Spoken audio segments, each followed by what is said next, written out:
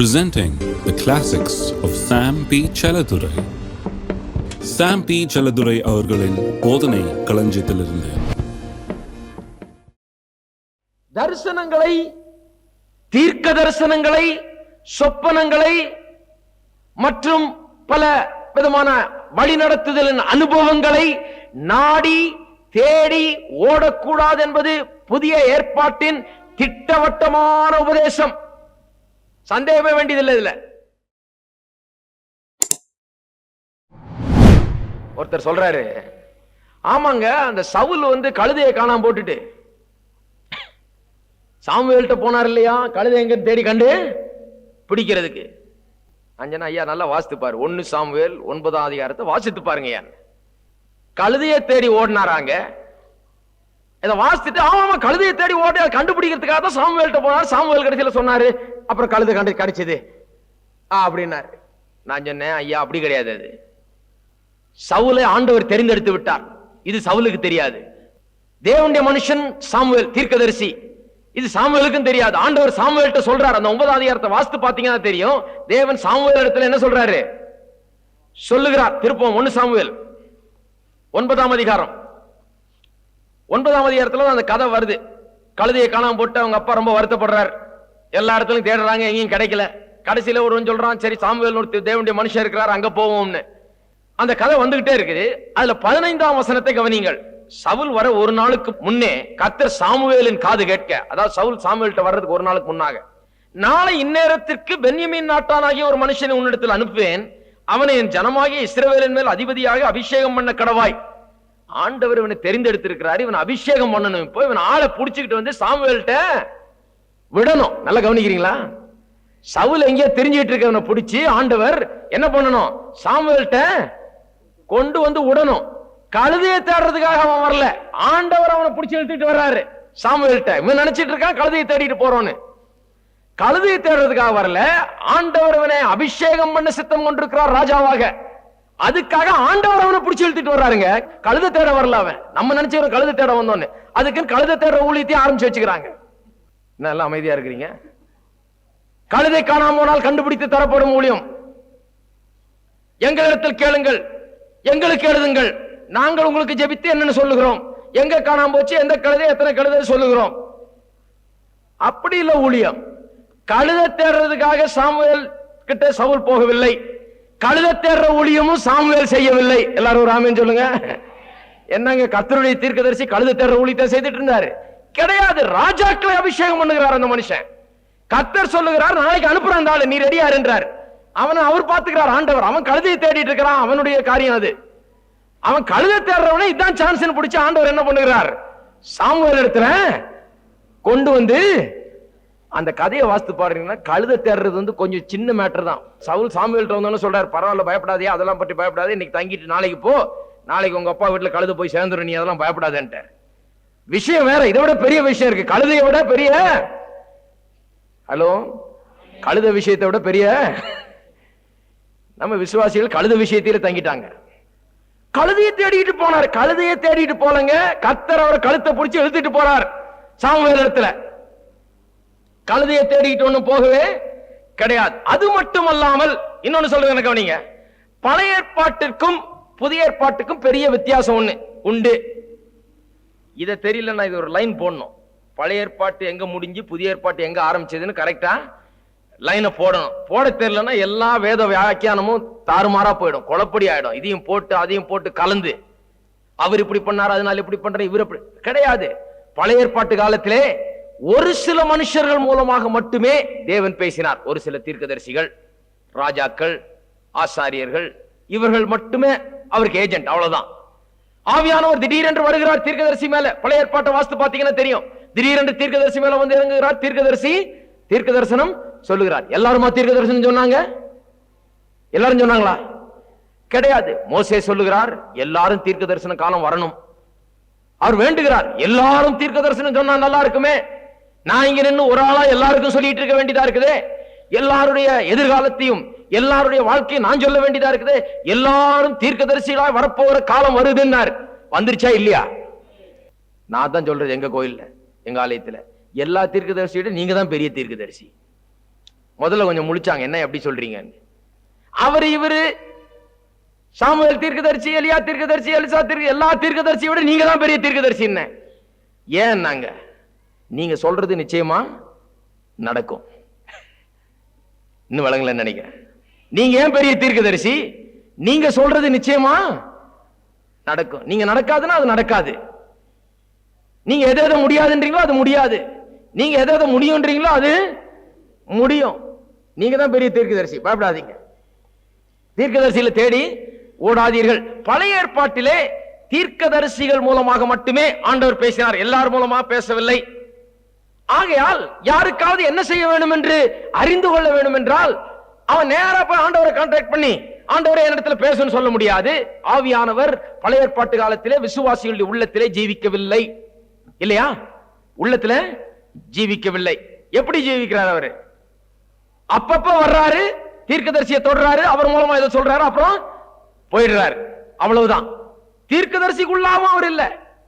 தீர்க்கதரிசி அப்பப்ப அபிஷேகம் பண்ணுகிறார், அவன் சில வார்த்தைகளை பேசும்படியாக, சில எச்சரிப்புகளை கொடுக்கும்படியாக, சில காரியங்களை முன்னறிவிக்கும்படியாக செய்கிறாரே ஒழிய அவனுக்குள்ளாகவும் அவர் வாசம் பண்ணுகிறார். அப்ப தீர்க்கதரிசி எப்ப வேணா போய் நீங்க என்ன வேணா கேட்டா ஒண்ணும் சொல்ல முடியாதவன். அவன் ஆண்டவர்கிட்ட கேட்டு ஆண்டவர் அவனுக்கு சொன்னாதான் சொல்ல முடியும். பழைய ஏற்பாட்டு காலத்திலே பழைய ஏற்பாட்டு விசுவாசிகள் தீர்க்கதரிசிகளிடத்திலே சென்றார்கள், அது நல்லதுதான்.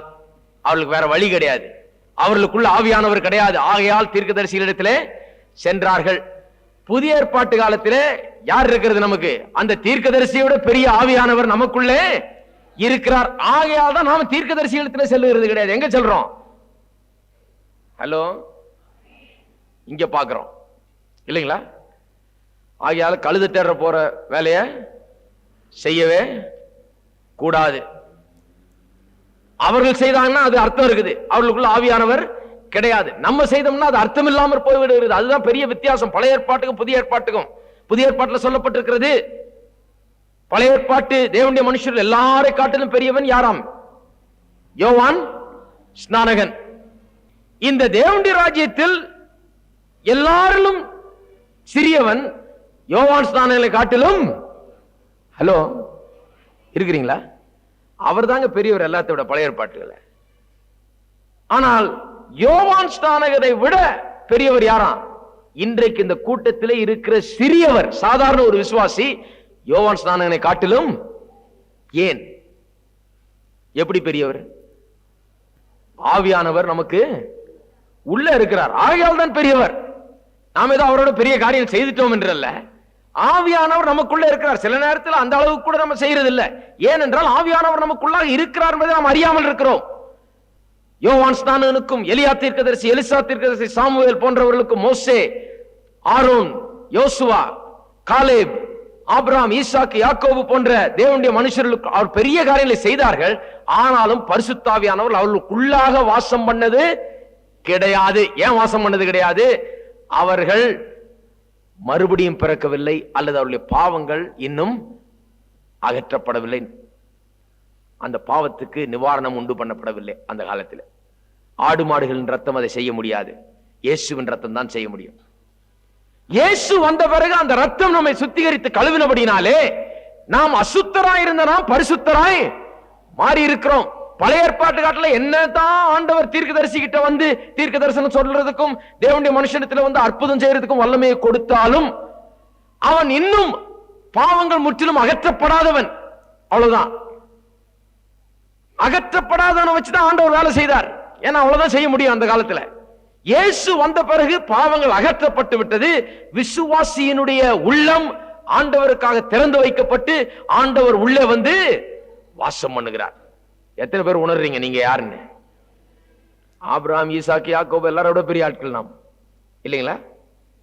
ஏன்னா அவங்க எல்லாம் இதோ வருது வருது வருது வருதுன்ட்டே போயிட்டாங்க, அவங்களுக்கு வரவே இல்லை. நமக்கு தான் அது வந்திருக்குது. அவங்க எதை வருது வருது வருது வருது நம்பிக்கையோடு காத்திருந்தாங்களோ அது யாருக்கு வந்துருச்சு? நமக்கு வந்துருச்சு. ஆபிரகாமின் ஆசீர்வாதம் நமக்கு உண்டாயிற்று என்று வேதம் சொல்லுகிறது. அது என்ன ஆசீர்வாதம்? பரிசுத்த ஆவி நமக்குள்ளாக வந்து வாசம் பண்ணுகிறார். பரிசுத்த ஆவியானவர் தடை பண்றார்.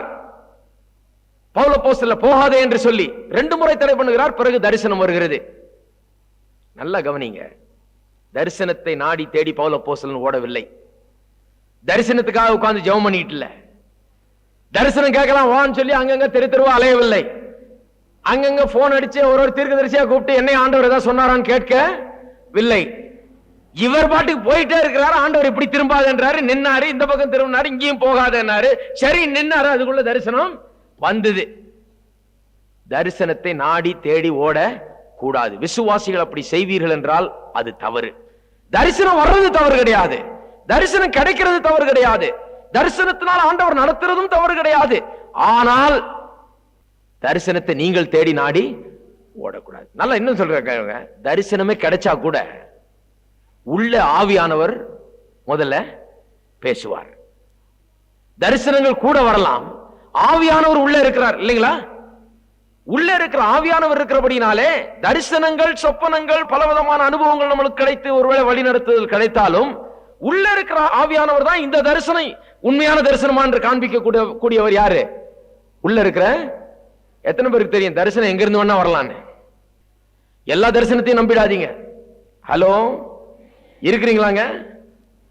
கர்த்தர் எனக்கு ஒரு தரிசனம் காமிச்சாருன்னு தரிசனம் சொன்னோன்னு ஆன வாயை பொழுது பார்க்க கூடாது. எல்லா தரிசனத்தையும் நம்ப கூடாது. தரிசனம் கர்த்தருடைய வார்த்தையோடு ஒத்து போகிறதா, கர்த்தருடைய வார்த்தை போதிக்கிற பொதுவான காரியங்களோடு இது இசைந்து இருக்கிறதா என்பதை நாம் அறிந்து செயல்பட வேண்டும். வெறும் தரிசனத்தை வச்சு செயல்பட சொல்லி புதிய ஏற்பாட்டில் கிடையவே கிடையாது. தரிசனம் வந்தாலும் உள்ள இருக்கிற ஆவியானவர் தரிசனத்தை விட பெரியவர். அவர்தான் இந்த தரிசனம் சரியான்னு காண்பிப்பார். இந்த தரிசனத்தின்படி நடக்கலாமான்னு உணர்த்துகிறவர் யார்? ஆவியானவர் தான். ஆகையால் தரிசனம் வந்தாலும் தரிசனம் பெருசல்ல. எது பெருசு? ஆவியானவர் நடத்துகிறது தான் பெருசு. இல்லைங்களா? நல்லா கவனிக்கிறீங்களா? எத்தனை பேர் நல்லா கவனிக்கிறீங்க?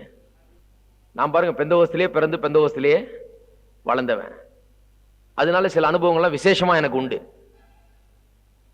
எல்லாருக்கும் சொல்லுவேன், பெந்தகோஸ்தே ஆஸ்பத்திரியிலேயே எங்க தாத்தா டாக்டர், அவர் பெந்தகோஸ்து டாக்டர். பெந்தகோஸ்துக்காரங்க சிலர் டாக்டர் நம்புறது இல்ல, என்ன பண்றது, அவர் பெந்தகோஸ்து, அவர் டாக்டராகவும் இருந்தாரு. அவர் தான் என்ன டெலிவரி பண்ணார். அப்போல இருந்தே நான் பெந்தகோஸ்து. அவர் கை வைத்த நாள்ல இருந்தே நான் பெந்தகோஸ்து. பெந்தகோஸ்து குடும்பத்திலேயே முழுக்கி எடுக்கப்பட்டு பெந்தகோஸ்து உபதேசத்திலேயே வளர்ந்தவன். பெந்தகோஸ்தை அதிகமா நேசிக்கிறவன் நான். பெந்தகோஸ்து வளர வேண்டும், செழிக்க வேண்டும், பரவ வேண்டும் என்று நான் பிரயாசப்படுகிறவன். ஆகையால சில நேரத்தில் நமக்குள்ள இருக்கிற தவறுகளை திருத்தி கொள்றதுல தப்பே கிடையாது. அதையும் நான் திட்டவட்டமாய் நான் சொல்லிடுவேன் கரெக்டா. ஏன்னா நானும் அதுல இருக்கவன் தான். வெளியே இருந்துகிட்டே சுட்டி காமிச்சு சொல்லல, உள்ள இருந்துகிட்டே நம்ம தவறுகளை நாம் திருத்த முயற்சி எடுக்கிறோம், அவ்வளவுதான். அந்த விதத்தில் புரிந்து கொள்ளுங்கள். நான் சொல்லுகிறது என்னவென்று, பெந்தகோஸ்துக்காரர்கள் மத்தியில, அதாவது நம்ம மத்தியில, நான் வளர்ந்த பின்னணியில என்ன பிரச்சனைனா, ஆண்டவர் சும்மா உள்ளத்திலிருந்து உணர்த்தினா அது பெரிய நடத்துதல் நினைக்கிறது இல்லை. நம்ம எப்படி நடத்தணும்? அவர் பெரிய தரிசனத்தை கொண்டாந்து வானத்தை கொண்டாந்து நம்ம முன்னால வீசணும். அங்க ரெண்டு தேவதூதர் அப்படி கையை நீட்டிட்டு நிக்கணும். அங்க இருந்து ஒரு பெரிய சத்தம் உண்டாகணும், புயல் காத்து மாதிரி வரணும். ஏதாவது ஒண்ணு வந்து இப்படி ஆட்டம் கொடுத்து எல்லாம் பண்ணாதான் ஆண்டவர் பேசினாருன்னு நம்புறவங்க நாங்க. ஹலோ, சரிதானுங்களா? இப்படிதான் நான் வளர்ந்தேன். ஆண்டவர் உள்ளிருந்து உணர்த்துகிறார், நடத்துகிறார் என்கிற அந்த ஒரு பெரிய ஒரு அறிவு எனக்கு இருந்ததில்லை. நான் என்ன நினைச்சேன், ஆண்டவர் நடத்துறாரா, ஏதோ ஒரு தரிசனம் வரணும், பெரிய தீர்க்கதரிசி வந்து தீர்க்கதரிசி சொல்லணும், அப்படி ஏதாவது நடந்தாலும் ஆண்டவருடைய வழி நடத்துதல். அவர் சொல்ற வார்த்தையை ஒன்னொன்னு எழுதி வச்சுக்கிறது. ஏன்னா அப்படி பேசும்போதுதான் ஆண்டவர் பேசுறாரு நினைச்சா தப்பு கிடையாது. அது அப்படி பேசும்போது மட்டும்தான் ஆண்டவர் பேசுகிறார், இல்லன்னா ஆண்டவர் பேசல. பெரிய புயல் காத்து இருக்கணும், தரிசனம் இருக்கணும், சொப்பனம் இருக்கணும், இல்ல நம்ம அப்படியே மெய் மறந்து வானத்துக்கு எடுத்துக்கொள்ளப்படணும், ஏதாவது ஒண்ணு அப்படி நடந்தாதான் ஆண்டவர் நம்ம நடத்துறாரு நினைத்துக் கொண்டிருந்தோம். இந்த அன்றாட வழி நடத்துதலை பற்றி எனக்கு கொஞ்சம் கூட தெரியாது. அந்த காலத்துல பரலோகத்துக்கு போயிட்டு வந்ததை பற்றி சொல்லுவாங்க சிலர், பெரிய தரிசனங்கள் கண்டதை குறித்து சொல்லுவாங்க. அவங்களுக்கு தான் ஆண்டவர் நடத்துறாரு, நமக்கெல்லாம் எங்க நடத்துறாரு நினைச்சிட்டு இருந்தேன். ஏன்னா அதுதான் நடத்துதல் நினைச்சிட்டு இருக்கேன். தினந்தோறும் அப்படியா நடத்துறாரு? நீங்க சொல்லுங்க பாப்போம். ஹலோ, தினந்தோறும் அப்படியா நடத்துறாருங்க? புதிய ஏற்பாட்டை வாசிக்கும் போது, அப்போஸ்தலர் நடவடிக்கையில வாசிக்கும் போது நிறைய பேர் அதை வாசித்து சொல்றாங்க, பாருங்க எத்தனை தடவை ஆண்டவர் அப்படி நடத்திருக்காரு. ஒவ்வொரு தடவையும் நீங்க பாத்தீங்கன்னா கூடையே ஆவியானவர் உள்ள உணர்த்துறது தான் பெரிய நடத்துதலா இருக்குது. தரிசனங்கள் கூட வந்திருக்கலாம், தீர்க்க தரிசனங்கள் கூட வந்திருக்கலாம் அதை சப்போர்ட் பண்றதுக்கு. ஆனால் ஆவியானவர் உள்ளே நடத்துறது தான் பெரிய நடத்துதல். தரிசனம் வந்தாலும், தீர்க்க தரிசனம் வந்தாலும், பெரிய சொப்பனம் வந்தாலும், பெரிய வானத்துக்கே போனாலும் கூட சரி, உள்ளே ஆவியானவர் சரின்னு சொன்னார்தான் அது சரி, இல்லைன்னா அது சரி கிடையாது. அப்ப எது பெருசு? அதெல்லாம் விட உள்ள ஆவியானவர் நடத்துறது தான் பெருசு.